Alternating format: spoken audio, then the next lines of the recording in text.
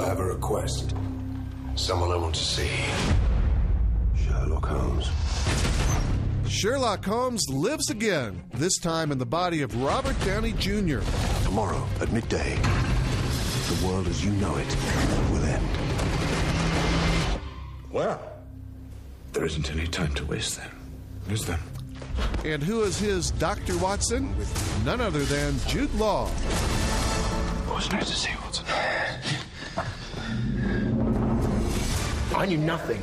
I'd seen a couple of the TV shows over here when I was a kid, but the joy for me was going back to the books, and learning as it evolved. You have the grand gift of silence. Makes you quite invaluable as a companion. I knew less than nothing, but I know that Guy grew up on those stories and then started cracking books.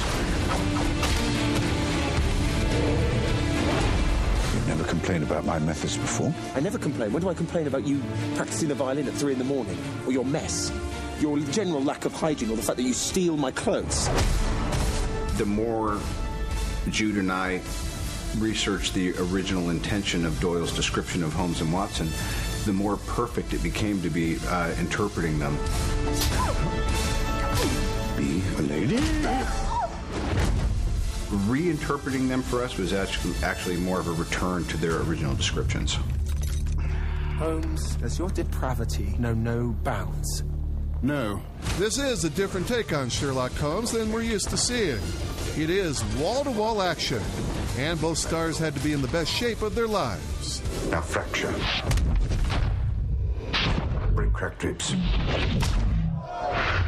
Heel kick to diaphragm.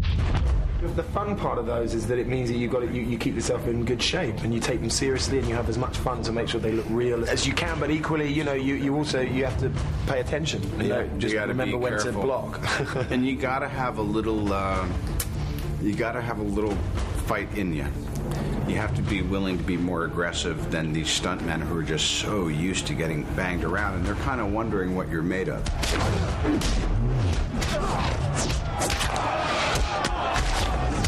The truth be told us, we were waking up, and by the time we were shooting the stage work in New York, we were waking up at 4:45, and if I was challenging him, hey, why don't we go bang out a workout before we go to work to shoot the action sequence, he'd be like, oh, I'll be there. And so pretty soon we were meeting each other earlier and earlier for workouts.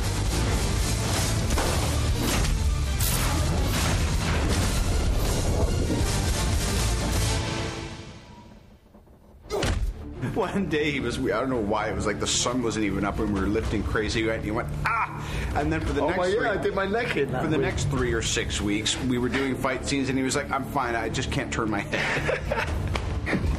Sir, Inspector Lestrade asks that you come with me at once. And both stars say it was not a fight to find chemistry between each other on this set. You means us. No, you means you. Respect, I think, initially. Truly. I'll leave this in your capable hands. I have an appointment with Mary. It's not my reputation that's at stake here. Don't try that. We both love this idea of these two opposing personalities having to live together and the domestic nature of their relationship, which, spirals also into situations where they're up against, 14 hooded dudes with sticks, and yet they're more interested in bickering about whether they left the hob on or are those my shoes, that kind of vibe. What's the major concern? Panic. Sheer bloody panic, sir. Indeed. You're not taking this seriously, are you, Holmes? Yes, as you should. That, as actors, just really turned us on. And on a personal level, you can't work that equation out. It just happens and you get on, and that's a beautiful thing, because that doesn't happen often.